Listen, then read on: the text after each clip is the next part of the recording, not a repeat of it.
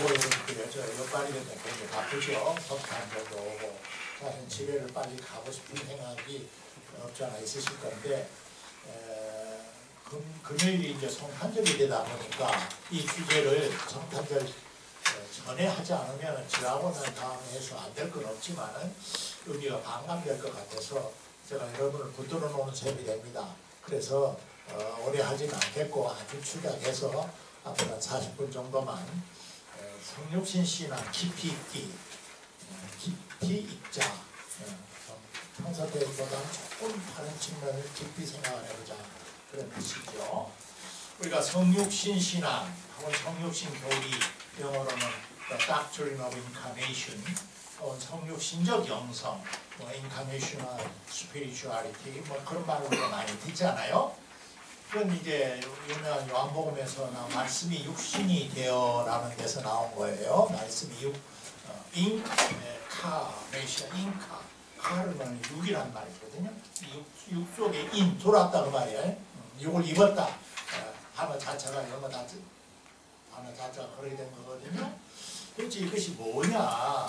이것은 기독교 신앙의 우리 순례길에서 이런 크리스마스 한 달 전에 대림절 기간만 특별히 설교나 공부해서 강조하는 그런 아이템은 아닙니다. 우리 전체 평생 신앙에서 우리가 늘 묵상을 하고 하나님의 피조물을 향하신 하나님의 깊은 경륜, 한마디로 그것을 우리는 임마누엘의 하나님을 믿는다. 우리와 함께 하시는 하나님을 믿는다. 임마누엘의 하나님 신앙을 좀 더 구체적으로 애큐트하게 초점으로 이제 꽂히면 그것이 이제 인카네이션, 성육신 신앙이라고는 고백이 된 거예요. 이것은 하나님의 말씀 혹은 하나님의 뜻 혹은 하나님 그 신성이 과거에는 예언자들, 하나님의 종들의 입술을 통해서 그들의 선포를 통해서 비전에게 전달되었는데 그리스도교의 출현은 그것을 넘어서 예수가 여러 예언자들 중에 하나가 아니라 지금 이슬람교는 아직도 그렇게 생각을 하고 있어요. 예수 그리스도도 많은 그 예언자들 중에 한 분으로 특출한 예언자라고만 봐요. 근데 이제 그리스도교는 이슬람교도들과 어떤 점에서 다르냐면 예언자 정신의 계보에 서 있지만은 예수라고 하는 그분의 생명체 혹은 그 생명체를 좀 더 구체적으로 그분의 몸, 그분의 육체를 동반한 생명의 현실성, 그분 안에 육화되었다. 우리는 그것을 느꼈다. 우리는 그것을 본다. 우리는 그것을 고백한다. 그것이 기독교거든요. 그러면 우리가 20세기 사는 사람들이 말씀이 도대체 육신을 입은단 말이 이게 무슨 소리냐? 이게 상징이냐, 신화냐, 의미냐, 무슨 동화냐, 이게 뭐냐? 그걸 이제 평소 때 우리가 깊이 생각을 하지 않고 이제 지나는 건데, 이제 기독교 베드로이와 열두 제자가 고백한 것, 우리가 그분을 보고 만지고 부딪히고 그랬다. 그런 거 아닙니까? 그러니까 예수라는 분의 입에서 터져 나온 여러 가지 산상수훈이나 그런 교훈의 말씀, 훌륭한 비유나 그것만이 말씀이 아니라 예수라고 하는 그분 존재 자체, 그분의 생명, 그 33세를 살고 간 그분의 생명체 자체가 말이었다. 하나님의 말씀이었다. 그것을 이제 깨달은 데서 기독교가 이제 출발했다. 그렇게 볼 수가 있어요. 그래서 이제 이것을 우리가 심도 있게 이해를 하기 위해서 저는 사중적 성육신 신앙이라는 용어를 한번 만들어 봤습니다. 성육신 신앙을 우리가 고백하고 생각할 때는 네 가지 차원을 좀 더 나누어서 혹은 섬세하게 그 깊이와 높이와 넓이를 알아보자 하는 거예요. 첫째는 이건 평소 때 많이 여러분들이 교육을 성경 공부를 통해서 받지 않았던 교육인데요. 어떻게 보냐 하면은 좀 신학적 이야기가 되겠습니다만 가령 기독교는 태초에 하나님이 천지를 창조하셨습니다. 사도신조에서 우리가 고백하잖아요. 아주 기독교 신앙의 아주 신조의 제일 첫째 통합이 중요한 것이요. 그것은 적어도 무엇을 의미하느냐 하면은 하늘과 땅이라는 이 두 단어로 표현한 소위 우리가 보이는 세계, 보이지 않는 세계, 물질 세계나 총신 세계나 visible and invisible world, 소위 creation 이 전체가 곧 하나님은 아니라는 거예요. 그것은 하나님에 의해서 있도록 허락된 지어진 주어진 생겨진 선물이라 이렇게 본단 말입니다. 그러면은 이제 특히 이제 유대교에도 이제 신비주의 사상이 있는데요. 그 신비가들 또 이 문제를 별도리 묵상하고 생각을 했어요. 결론을 내리기를 천지를 창조하신 것 자체가 하나님은 여기 딱 있고 복덕방망이 요술 부리는 사람이 뭐 금 나오라 뚱땅 너 나오라 뚱땅 해서 소위 말씀으로 천지를 창조했다 그렇게 했으니까 야 천지 만물아 나오라 그러니까 하나님은 여기 있고 천지 만물이 하나님 밖에 툭 이렇게 생겼다 이렇게 보지를 않아요. 그건 일종의 요술방망이의 동화적 창조지. 근데 이건 이제 아주 신비로운 거예요. 많은 철학자들과 생각하는 사람들이 도대체 있다고 하는 거, 있음, 뭐 줄여서 이 우주가 도대체 어디서 나와서 어디로 가는 거냐?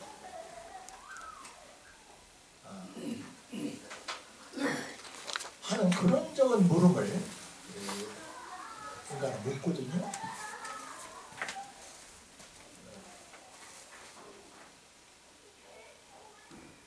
기독교 신앙은 이제 이걸 성화 오스틴 때부터 소위 무로부터의 창조 교리를 이제 고백하게 되는데 그 말은 무라고 하는 무슨 뭐 실체가 있단 말이 아니라 무로부터 창조 교리가 말하려는 것은 고대 그리스의 헬라 철학에는 우주가 태초에는 과거에는 어떤 형태가 없는 형상이 호흡이 없는 그냥 단순한 진료라고 하는 마테리아 진료라고 하는 그런 것뿐이었다.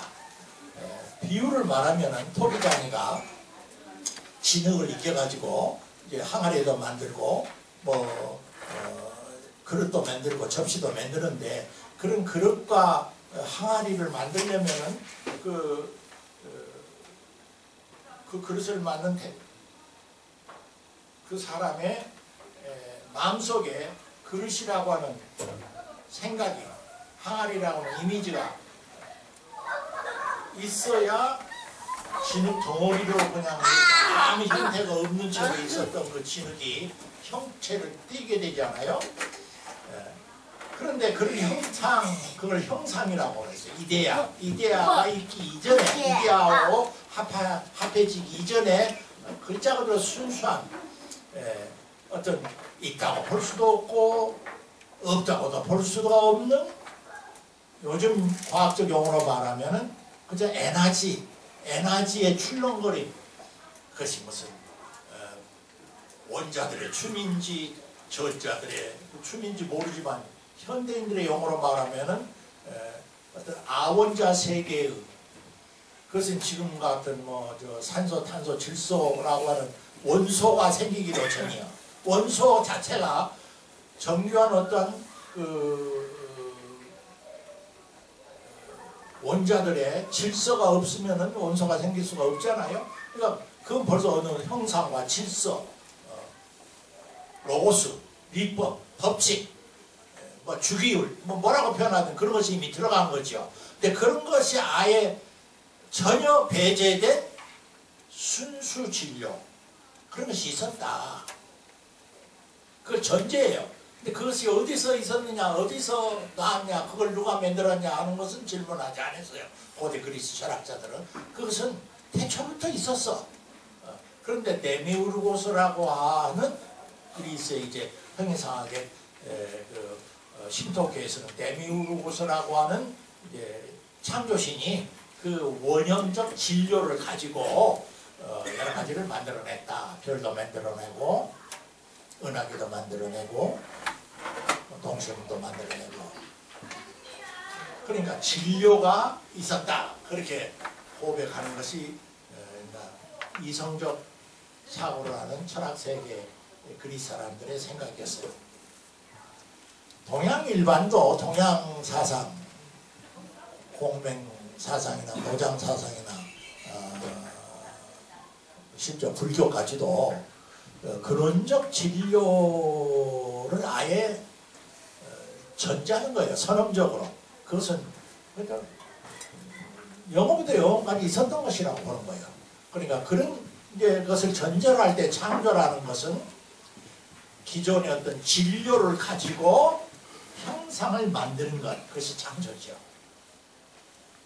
근데 기독교의 창조신앙은 그것과 달라요. 그 진료 자체가 처음부터 영원까지 있었던 것이 아니라 하나님의 창조의 결과라고 보는 거예요. 뒤에 형상을 부여하는 것은 말할 것도 없고 진료 그 자체가, 그것을 교리적으로 표현할 때 무로부터 창조했다라고 하는 이제 표현을 쓰는 거거든요. 그러면 그것이 어떻게 가능하게 되겠느냐? 유대교 신비 사상가들은 이렇게 생각을 했어요. 하나님의 우리는 하나님 속을 들어가 볼 수 없죠. 하나님은 우리 아니니까. 우리 조그마한 대갈통 갖고 머리통 갖고 하나님의 마음과 생각을 어떻게 합니까? 그러나 우리는 신앙 고백적으로 어떻게 고백을 하냐면, 하나님은 그 피조물이 있어야 하나님 노릇하는 분이 아니고, 하나님은 우리가 스스로 있는 자라, 하나님은 자존하신 분이다 하는 일의 신앙 고백을 하는 것은 당신 곁에 꼭 피조물이 필연적으로 존재해야 할 이유가 없었는데, 하나님이 당신 자신을 말하면 후퇴시키고 withdraw하고 빈 여백의 공간을 마치 조성한 것 같이 해서 피조물이 존재할 수 있는 시간과 공간을 만드심으로써 그것 자체가 하나님의 자기 양이요, 자기를 내어주고 자기를 비우비고 자기를 제하는 거란 말, 어떤 면에서. 그 결과 이제 피조물이 이제 있게 됐다, 그런 이야기예요. 현재 이제 천문천물리학자들은 이 우주가 어떻게 발생했는가 하는 여러 가설이 있죠. 현재 제일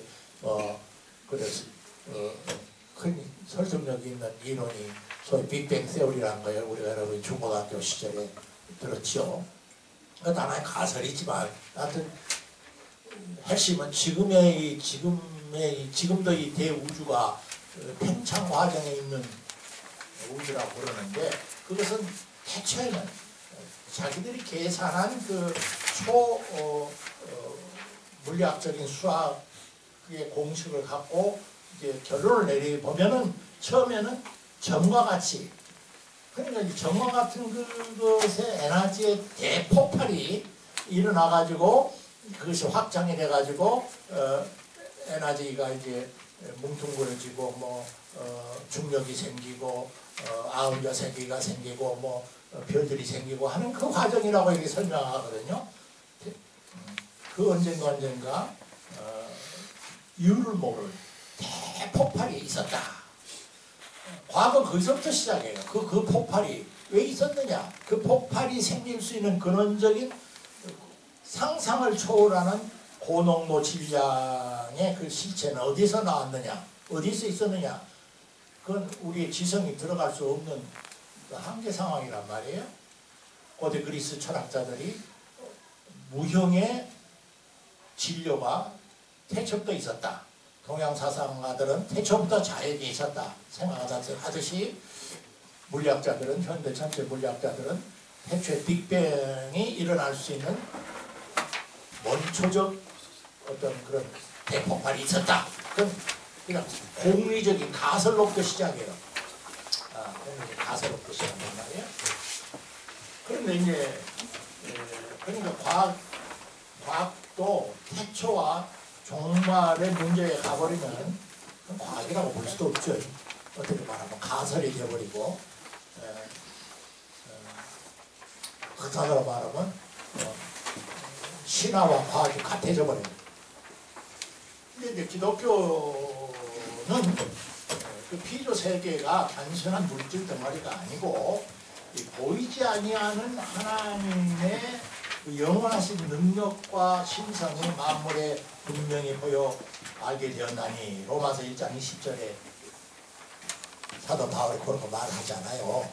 그러니까 단순한 이 피조 세계가 죽은 물질 덩어리가 아니라 하나님의 영광이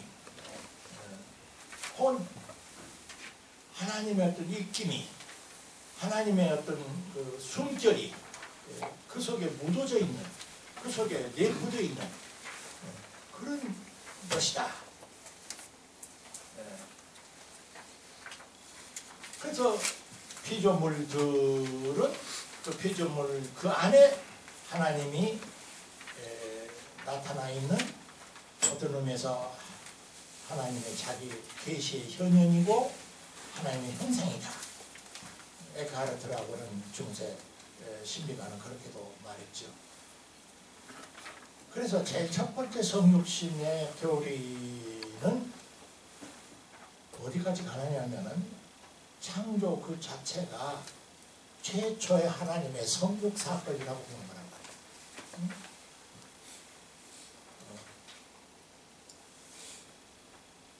하나님이 이 세계 속에 이 세계를 통해서 이 세계와 함께 운명을 같이 하기로 그렇게 작정하시고 결단하시고 결행하신 결과 이 우주 만물이 펼쳐져 있게 됐다 이렇게 보는 거예요. 그러니까 성육신 신앙이 그냥 AD 30 지금부터 2000년 전에 1년부터 33년 예수라는 분의 몸뚱아리 안에 그냥 단 한 번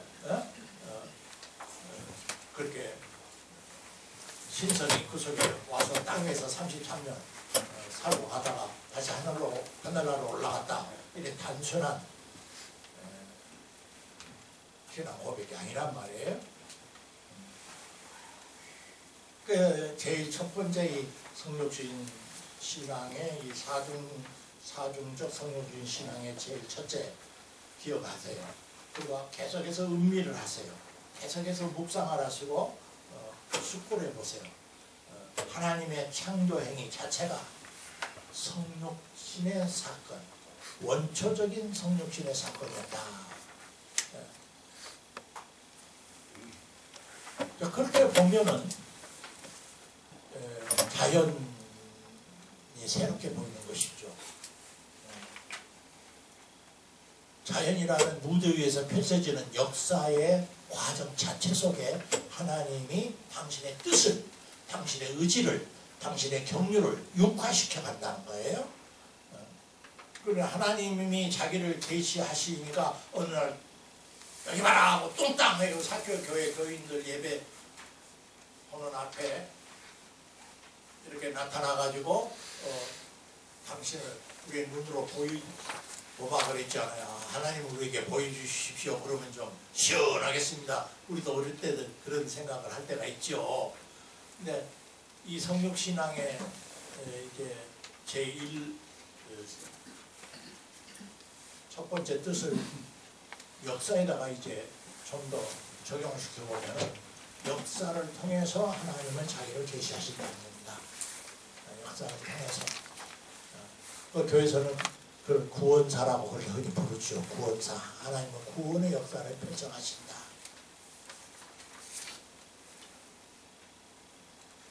물론 하나님은 우주 대자연에 매이신 분이거나 역사에 매몰되신 분이 아니에요. 그분은 그분 자신의 스스로 자존하시는 걸어가신 영원자이시지만은 그런 의미에서 범신론은 아니야. 기독교는 범신론을 받아들이지 않아요. 다만 하나님이 스스로 역사 속에 자연 속에 그것을 통해서 자신을 육화하고 육한단 말은 구체화하고 현실화한다는 뜻이거든. 육화하고 구체적으로 현실화해 가는 거니까 하나님의 뜻을 진정으로 알고자 하고 순명하고자 하는 것은 하는 사람은 대자연을 통해서 드러나는 바울표로 하나님의 자연 속에 드러나는 하나님의 그 영광과 새로움, 역사의 전개 과정을 통해서 드러나는 하나님의 의로우심과 신실하심과 정의로우심과 심판하심, 진지하게 생각을 해야죠. 자연이 어떻게 되든지 말든지 지구가 45억 년 동안 긴 그 진화 과정을 통해서 오늘 이런 생명의 파노라마가 전개되는 것에 대해서도 귀를 막고 눈을 막고 세계의 역사가 어떻게 되든 말든 나는 그런 거 상관없다 하는 그런 신앙 자세는 기독교적인 성육신 신앙을 배신하는 사람이에요. 기독교적인 성육신 신앙을 모르는 사람이야. 신앙에 관한 기독교적인 성육신 신앙을 믿지 않는 사람이에요.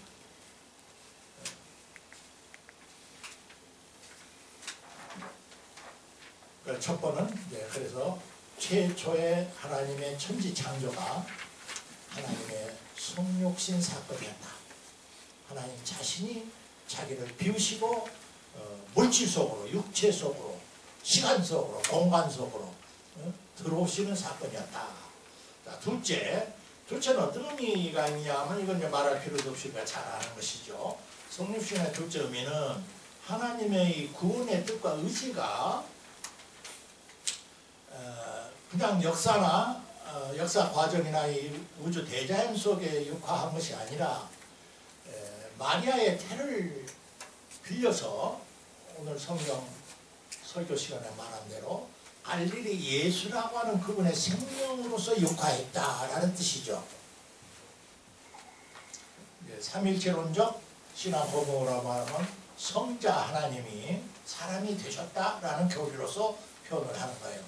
교리라고 하는 것은 딱딱한 인삼 녹용을 먹는 것 같아서 그런 숯불에 오래오래 약탕만 넣고 달여서 천천히 마셔야 우리에게 몸에 득이 되지. 인삼 녹용이 효다고 이빨에다가 으적으적 쓰면 잘못하면 이빨 상하죠. 교리라는 것도 그래요. 삼일체 이위신 성자 하나님이 육신을 입었다. 이건 기독교인들에게는 그런 대로 늘 듣던 이야기고 설교를 들으니까 또 성경이 있으니까 잘은 알지 못하지만 그 의미심장한 이야기로 받아들이지만 일반 세상 사람들은 무슨 귀신 신나라 까먹는 소리냐고 이해가 안 되는 거예요. 그런 이 말이 이제 의미하는 점이 뭐겠어요? 가만히 한번 생각합시다. 본래 하나님 성경은 요한복음 1장 18절에 그러지 않아요? 본래 하나님을 본 사람이 없지만은 아버지 품속에 있는 독생하신 하나님이 나타나요. 그래서 아버지 품속, 독생, 홀로 나섰다가 말이에요. Only begotten son. 이런 말이 다 의미적인 거지만은 여기서 말하려는 이 요한복음 1장 18절은 원래 하나님을 본 사람이 없다. 하나님을 본 눈으로 히브리 사람들이 본다 한다는 것은 감각적으로든 관념적으로든 안다는 거예요. 하나님을 아는 사람은 없다는 거예요. 그것이 인간의 정직한 고백이라는 거예요. 그렇기 때문에 성서는 하나님이 스스로 나는 이런 이런 하나님이야 하고 자기를 드러내시고 그것을 깨닫게 해주신 만큼 우리는 하나님을 아는 것이지, 우리의 머리박 통박을 굴려가지고 두뇌 세포 작용을 해서 추리를 해서 이성적으로 합리적으로 논증하거나 증명해내는 그런 신론을 성경에서는 찾아볼 수가 없어요.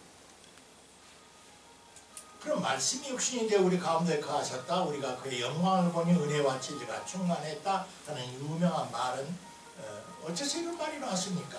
처음에 교리가 있었던 건 아니죠. 처음에 12 제자들과 초대많은 여성들이 예수를 처음에는 랍비로 알고 따라다녔어요. 동네에서 출연하신, 자기들은 무지랭이고 무식하고 잘 알지도 못하고. 그런데 같은 갈릴리 나사렛 동네에서 나오신 선생님이 한번 나오셨는데 처음에 그래서 선생님하고 따라다녔잖아요. 랍비란 선생님이란 말이거든. 근데 종종 그분이 어쩔 때는 병자를 낫는 초능력도 발휘하시고 사람의 속을 꿰뚫어 보시는 신통력도 있으시고, 구약의 율법을 어쩔 때는 해석해 주시는데 직업적인 서기관들이나 바리새인들한테는 들어보지도 못하는 아주 새로운 말로 율법의 본질을 파악할 수 있는 눈을 번쩍 뜨게 해주시고 기똥차거든. 그러니까 점점 그 단순히 랍비로서만 알았던 예수, 그분이 단순한 선생이 아니라 그분의 생명, 예수의 은혜, 예수의 존재 자체가 빛이었고 생명이었구나 하는 것을 깨닫게 됐어요. 그리고 그분을 정말 심층적 차원에서 제대로 만나고 그분을 받아 모시면은 이상하게 내가 이전에 볼 일 없었던 내가 새로운 힘을 얻고 용기를 얻고 새로운 피조물로 바울 표현하면 재탄생하는 기적을 맛보았거든요. 나는 그렇게 그분을 만나서 내가 이런 것을 체험하고 내가 이렇게 새롭게 됐다 라고 하는 것을 간증하고 증언하는 것이 전도죠. 전도가 뭐 기독교 교리를 전하는 게 아니에요. 교리 있기 전에 그들이 체험한 바로 그것이었단 말이에요. 다시 말하면 성욕적인 신앙은 교리가 앞선 것이 아니라 예수의 그 제자들과 동시대 사람들이 예수라는 분의 생명 속에서 아하! 하나님의 마음이라면 하나님이라면 이런 분이겠구나. 하나님의 심정은 바로 저분 안에서, 오늘 제가 설교에서 그랬지 않았어요? 땅 위에서 어머니의 그 조건 없는 자기 희생의 헌신과 사랑을 통해서 인간은 하나님의 긍휼하심을 아는 징검다리 역할을 한다고 그랬듯이 성경 신앙은 교리가 앞서서 생긴 것이 아니라 예수라는 생명이 갖고 있는 그 신적인 능력, 신적인 투명성, 신적인 영광, 우리가 그의 영광을 보니 아버지의 독생자의 영광이고 은혜와 진리가 충만했다. 예수라는 생명체를 보니까 그냥 단순히 유명하신 지식이 많은 대학자가 인생과 우주의 이론을 설파하는 그런 것이 아니라는 거예요. 그들의 고백이. 네?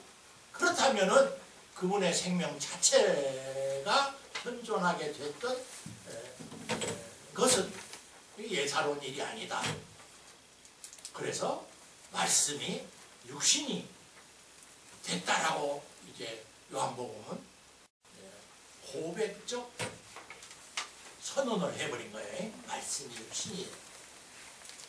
그러니까 성육신 신앙의 두 번째 의미는 예수라고 하는 그분의 생애와 삶과 가르침과 고난과 슬픔과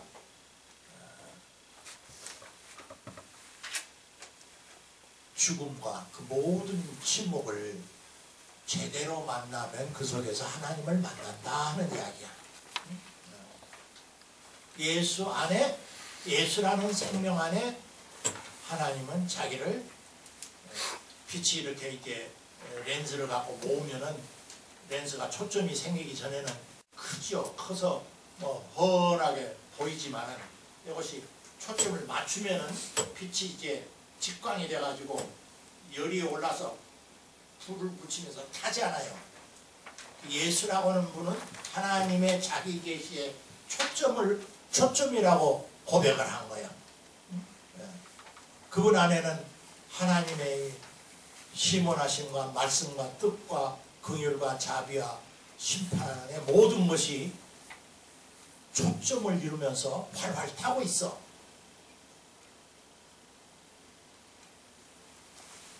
그래 우리 보통 혈육적으로 난 우리 혈과 육, 본능과 동물적인 수성과 지극히 이기적인 자기 생존 본능에 허덕거리는 우리가 그런 것을 한번 껍질을 벗고 번데기가 나비가 되듯이 정말 새롭게 새 사람으로 변하려면 예수라는 화육한 말씀의 화육체 성육신이신 그분의 가슴 속으로 들어가거라. 그분의 불꽃과 한번 만나라. 그거 아닙니까? 교회는 그것을 선포하는 집단이고요. 교회에 모이는 여러분 한 사람 한 사람은 아직 그 자리까지는 철저하게 못 들어가는지 모르지만은 그것을 적어도 잠정적으로 다 믿고 받아들이는 사람이죠. 그럼 우리가 보려고 모입니까? 저 인문학 교실 더 좋은 교수들, 좋은 인문학, 정치학, 경제학 강의하는 곳에 인류 도덕, 철학 강좌 시리즈에 가서 등록하면 되지. 세 번째, 성육신 신앙의 이제 셋째 의미는 뭐냐? 이제 첫째와 둘째로 그쳐버리면은 이중적 성육신 신앙 고백에 머물게 되죠.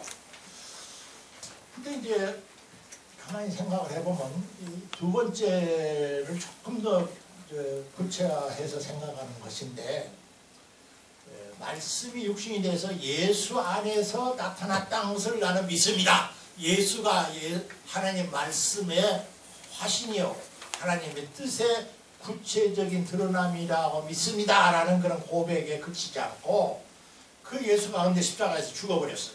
십자가 처형을 당했어. 근데 신앙 증자는 부활하신 영으로 부활하셔서 부활하신 영이신 그리스도가 신자들의 신명 안에, 생명 안에, 육체 안에 성육신 하신다는 거예요. 그것을 믿는 거예요. 그것이 성육신 신앙의 세 번째 의미야.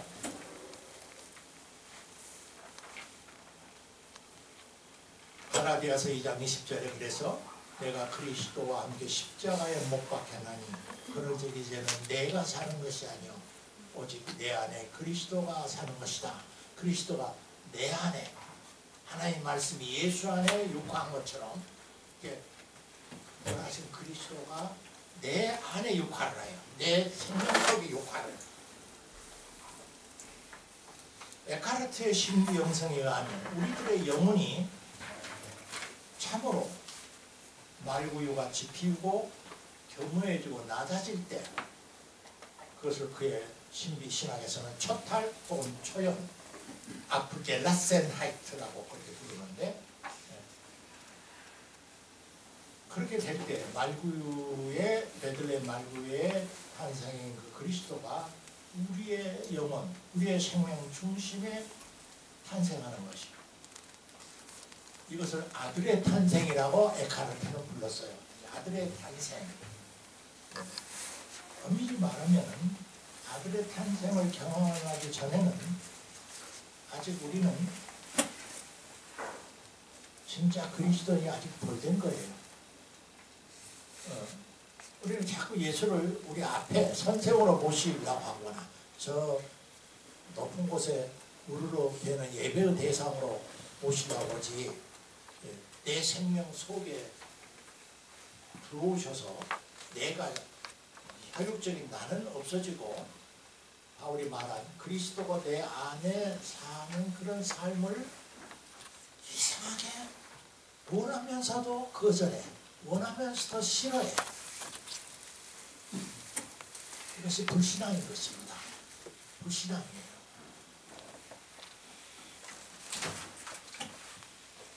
정적으로 말 우리는 영원히 그리스도인의 유치원 단계에 머물고 있지 깊은 단계에 들어가지를 못해.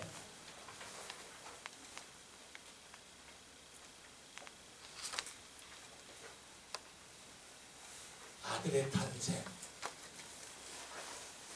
3세기 오리게네스라고 하는 알렉산드리아의 교부가 있었는데 그는 그런 말을 했어요. 성부는 성자를 영원히 낳는다. 아버지는 아들을 영원히 낳고 계신다. 이상한 말을 했어요. 전통적 교리로서는 33년 전에 한 번 예수라고 분 안에 활용했다고 우리는 그 거부하는데, 그 오리게는 아버지는 아들을 영원히 낳는다. 낳고 또 낳고 또 낳고 자꾸 낳는다는 거예요. 그건 이 세 번째 성육신의 의미를 말하는 것 같아요. 우리 안에서도 아들을 낳으려고 해, 아버지가.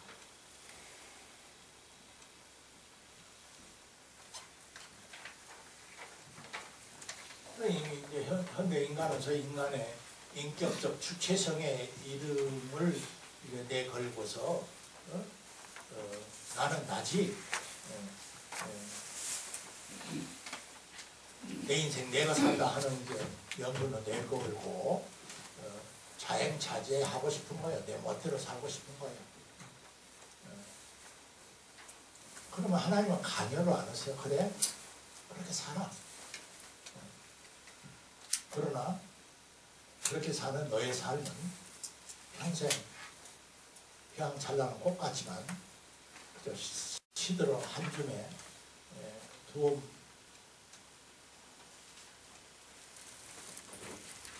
던져지는 그런 것에 불과하는 삶이 된다. 우리가 불멸의 뭐라 그러지? 불멸의 다이아몬드로 말하느니 불멸의 다이아몬드를 발견하는 것과 내 속에 그리스도가 아들로서 다시 한번 재탄생한다는 이 세 번째 성육신과 같은 이야기겠죠. 자, 마지막 네 번째. 이것은 이제 일단 신자의 영혼 안에 성육하신 아들 그리스도는 여인이 아기를 자궁 잉태에서 10달 동안 자라면은 튼튼한 아이가 되죠. 그때 그 아기가 있어서 10달 동안 자궁 속은 가장 행복하고 가장 안전하고 가장 편하고 그런 것이죠. 그 생명의 원리가 묘해서 10달이 지나면은 그렇게 편하고 좋고 그 어머니와 아기가 혼연일체가 된 그 상태를 계속하면 좋겠는데 11달이 되고 12달이 되는데도 세상에 나오지를 않으면 출산을 안 하면 산모가 아기가 다 죽어버려. 이상하게 창조의 원리가 그렇게 돼 있어요. 다시 나와야 해. 대추를 끊고 다시 이 세상 속으로 나와야 한단 말이에요. 그 말은 이제 내 속에서 형성된 그 그리스도가 이 세상의 타자 속으로, 다른 사람들 속으로, 믿지 않는 사람들 속으로, 어려운 사람들 속으로, 슬픔 당하는 사람들 속으로 또 한 번 세상 속으로 초월을 감행해야 한단 말이고, 이걸 영적으로 더 깊이 보면은 죽음이겠죠. 죽음이라는 통과 제의를 거쳐서 새로운 생명으로 더 고차원의 생명으로 육화를 해. 그때 육은 우리가 가지고 있는 이런 육은 아니겠지. 우리가 신령한 육이 되겠지만 그것도 신령한 육 속으로의 하나의 성육이라고 볼 수도 있을 것 같아요. 저번에 어떤 신문을 보니까 어느 스님인데 불교계 인물인 것 같은데 수많은 사람들의 임종을 도와주는 일종의 카운슬러 역할을 하면서 그런 말을 인상 깊게 읽었어요.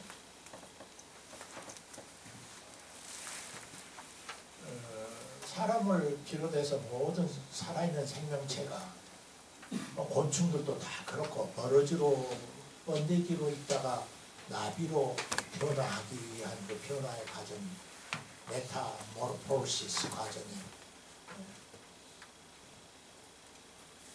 어미 속에 있다가 세상으로 태초를 긋고 나오는 출생의 과정이 쉬운 것이 어디 있느냐는 거야. 잘못하면 고통이고 생물학적으로는 그런 거 쉽지가 않아요. 아기가 나오고 싶은 것이 아니에요. 근데 의사 선생님 계시지만 때가 되면은 자궁이 수축을 하면서 쫓아내는 거야. 나가라고, 밖으로 나가라고 자꾸. 그런 진통을 알아. 그러듯이 죽음의 과정이 편안하기만 하겠는 말이에요. 그래서 사람은 죽음을 두려워하고 은폐하고 피하고 그렇지만 그 과정은 보다도 높은 단계로의 전환을 위해서 반드시 거쳐야 하는 생명의 더 큰 생명의 한 그 틀 안에서 죽음을 보면은 그만을 보고 그냥 몸부림치고 앙탈을 하고 거절하는 자세보다 사람의 마음이 죽음을 맞이하는 마음이 더 편안해지고 여유가 있더라 하는 자기 이제 임상 경험을 적은 글을 봤는데 여러분도 보실 분이 계실 거예요. 네 번째는 뭐 거기까지는 나가지 맙시다. 죽음이라고 하는 그 영원한 생명의 영적 생명 속으로 성령을 놔두고 우리가 은혜를 받았으니 받은 은혜를 밖을 향해 그리스도를 수퇴시키는 일을 해야 한단 말이에요.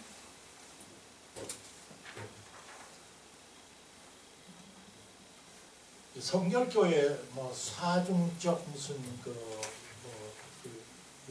영성 교리가 있어요. 믿음, 중생, 성결, 재림 뭐 이랬는데 나는 그런 것은 교리적 의미가 아니고 이상하게 연말을 보내면서 말씀이 육신이 되어 우리 가운데 오셨다는 성육신 신앙을 고백하는 크리스마스 시즌을 맞이해서 한 달 동안 쭉 좀 생각을 했어요. 그러면서 신학 교과서에는 없는 이야기인데 내가 만든 이야기입시다. 사중적 성육신 신앙이 성육신 신앙의 높이와 깊이와 넓이를 제대로 우리가 터득하는 것이 아닌가. 정리하면은 눈을 뜨고 보세요. 눈을 뜨고 보면은 우리의 삶의 세계 전체가 훨씬 더 신비롭게 보입니다. 생명으로 이렇게 산다는 것 자체가 그냥 우연이 아니야. 비록 삶 속에 고통이 있고 아픔이 있고 질병이 있고 이별이 있고 있지만은 그것을 뚫고 빛나는 어떤 그 하나님의 그 영광의 육화 현상으로서 역사와 자연을 보시고 예수 그리스도를 더 깊이 여러분이 주목하시고 내 속에 예수가 얼마나 육화되어 오셨나.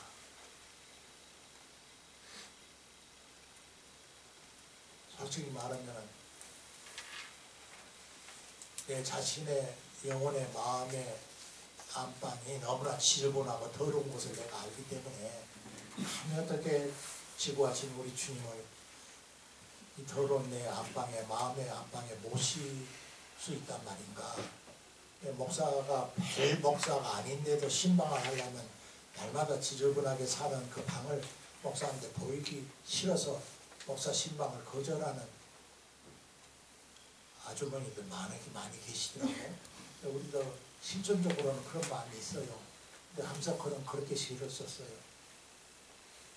그렇게 거절을 했더니 님이 오셔서 어지러운 방을 다 깨끗이 치워주시고 어두운 방에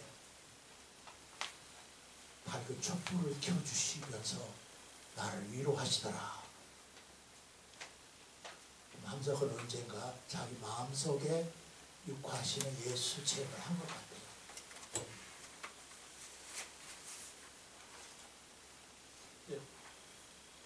그렇게 산 사람이 이제 예수를 삶으로, 생활로 증언하는 것이 네 번째 육화 아닌가. 그런 이야기입니다. 의미 있는 성령신 계절이 기도하겠습니다.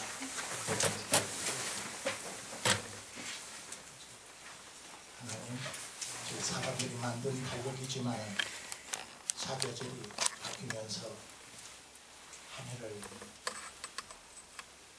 나아갑니다. 이렇게 한 해 들어가다 보면 저희의 인생이 언젠가 천상 즐거움이 나오겠죠. 그러나 사는 시간, 계절마다 그리스도교 복음이 가르쳐주는 하나님이 이 세상을 살아가사 당신을 창조 속에 예수 속에 우리 사람의 심령 속에 육화하시기를 원하신다는 위대한 성육신 신앙을 제대로 알고 믿고 고백하고 살아가도록 도와주시옵소서. 믿음 없는 저희를 도와주시옵소서. 복된 성탄 맞이하게 축복하여 주셨기를 예수 그리스도 이름으로 기도하옵나이다.